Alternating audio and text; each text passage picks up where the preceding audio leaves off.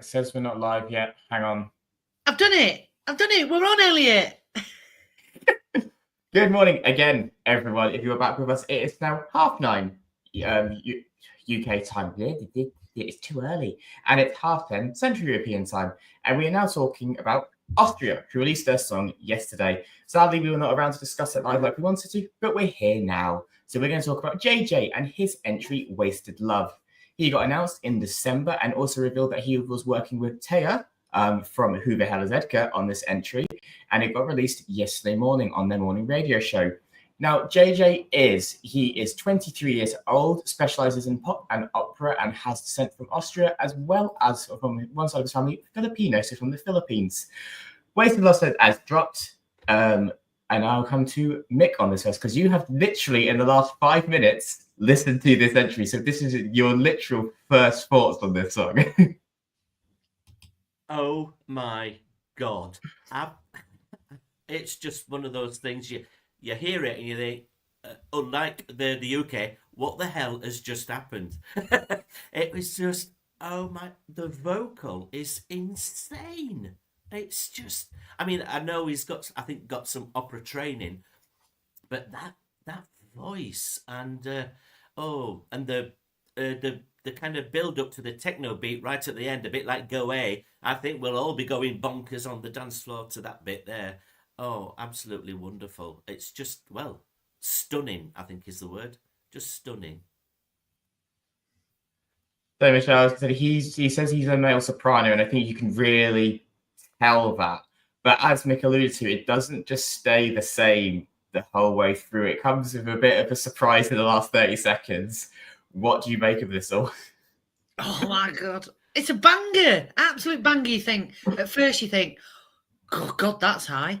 Oh my God, there's dolphins crying in Brid Bay. I can hear them. And you just sort of, I don't know, it's unusual for a man to sustain it for so long, the high-pitched voice. But, I got goosebumps. I listened to it yesterday morning for the first time. I didn't know who was representing them or anything, and I just thought, this is amazing, absolutely amazing. Now, I know that Nemo did do high parts in his song, but he also did every other genre going as well. So this is different from the winner last year, and I think people will notice that. But the dance beat at the end, I was not expecting that at all, and it's just such a good surprise. It captivates you from the minute you hear it till it finishes, and you just want to hear it again and again. It's phenomenal. Thank you. I have to agree. I love opera. I always have. Like I said, my grandparents were opera singers, so I've grown up with it. I'm also quite harsh in opera as a result. I will also say Taya is very, very good friends with Nemo, and she has not hidden that at all. They are the best of friends. So when I saw that she was working with a male soprano, I knew the comparisons were going to come in, and I knew people would say this. But Michelle is right. This is opera, but in the totally different scope of it. I love that it has like what is called the pipao, which is basically the Chinese version of the lute instrument. The way through it, it's a really subtle Asian influence, and like that is stunning, and it's very common to hear that. And then, as you said, like it's this really haunting story which builds and builds, and so suddenly we're in a Austrian nightclub for the last 30 seconds, and like, okay, where's this come from? Wow. But I am really, really impressed, say, with the vocal control that JJ displays. Because you said it's that high register the entire time, but it doesn't sound difficult at any point for him. And I think that's the mind-boggling part. That if anyone can make something that I know is fundamentally difficult sound look easy, you've won me over. I'm sorry. And I think this is stunning. Like music, like sonically, it's stunning with that sort of like Asian sort of ballads feel mixed in with that tempo. And I just think it is a really beautiful amalgamation of everything. Wasn't what I was expecting at 7 a.m. yesterday, but it's kind of thrown everything wide open because I didn't know what JJ was going to do. And now I'm kind of sat there going, damn it, this has made this semi-final 10 times harder to predict. I mean, yeah, I could wax lyrical for days about this song and this performance. I think it is stunning, to be honest. Like, I can't speak higher of it.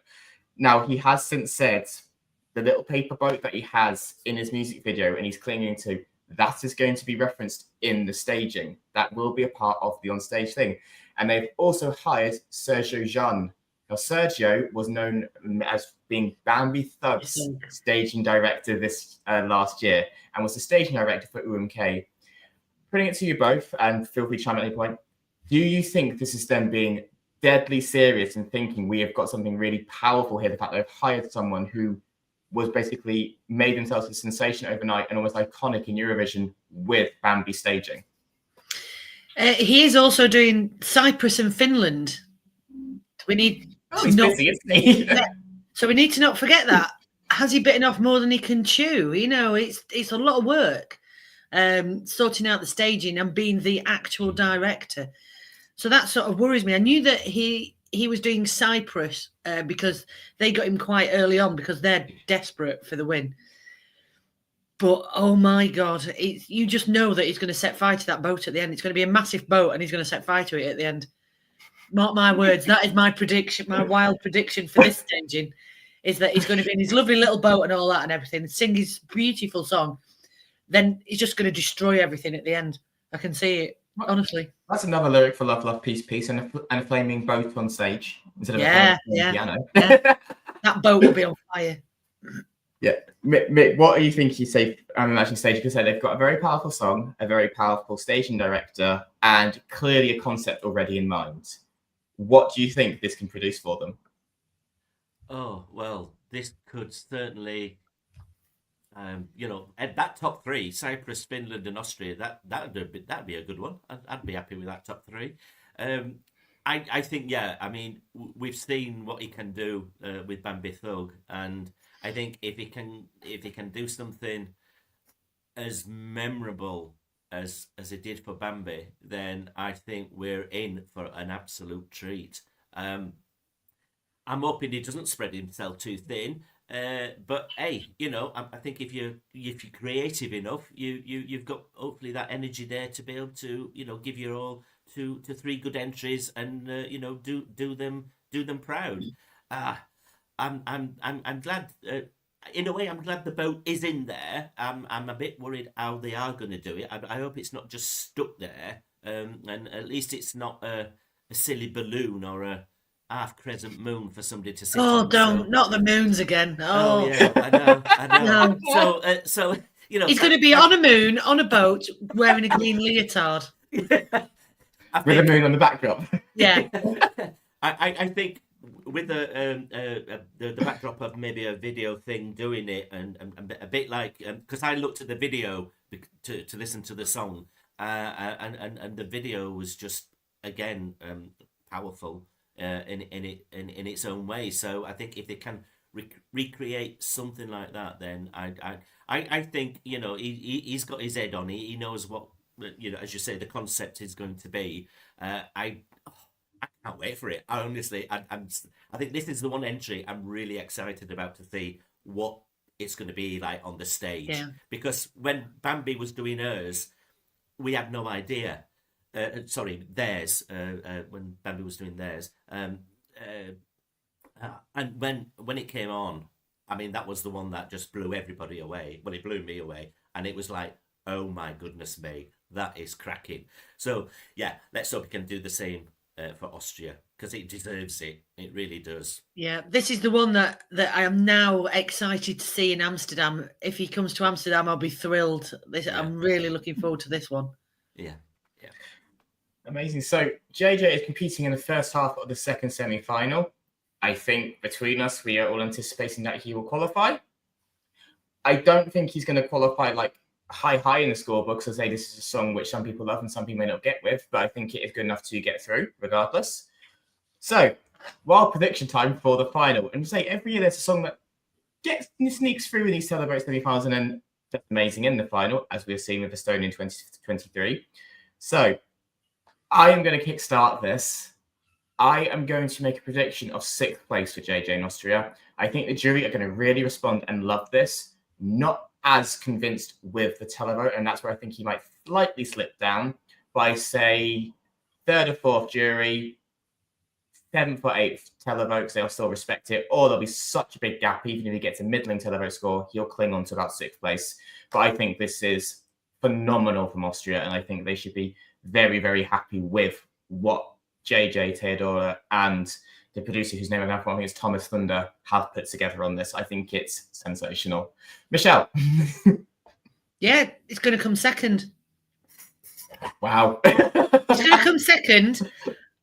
And, I know this is... I really, really, really would love this to win. I would. I think it deserves to win. It is such class. It is so good. But unfortunately, God, are you ready for this? I think Erica's going to beat him from Finland. I think that might win because people are going to go, look at, and I think he's going to win because of that. But I would love this to win, but it's not. It's going to come second. But this is class, pure class. So Michelle's predicting another jury versus televote showdown in the final like the last 2 years. Mick, how do you think JJ is going to do? Obviously, it's hard to predict, but what are you feeling at the minute? He'll come last. But no, he won't. He won't. But if I say he comes last, then whatever he finishes on is a bonus. But no, I think this will stand out, I think, enough for people for the televote to go, oh my goodness me, that is something. And I'm going to be really optimistic here. I'm going to say top 3. I don't think it's going to be second. So it's first or third. Which one is it, Mick? Make your claim. I think you're going to be right. I think a certain well-cantilevered lady from Finland may do the job. All right, I'll say third. He'll come Thanks, third. mate. So if you've been keeping up the last few weeks, you know who our 3 prediction winners now going to be for Eurovision. We don't need to discuss this bit any further. But that's what gives the death for them all. Yeah, it's going to be Erica, then JJ, then Mons trying to escape from that giant fanny. And we'll see if he doesn't win tomorrow first, because I don't think it's as close as straightforward as people think. Really but that is JJ and Wasted Love. As we know, Michelle would love to go back to Vienna for Eurovision again. Maybe Tish can have Eurovision when it's not pissing down with rain in Vienna. It was so cold. It was so... my feet are still cold now.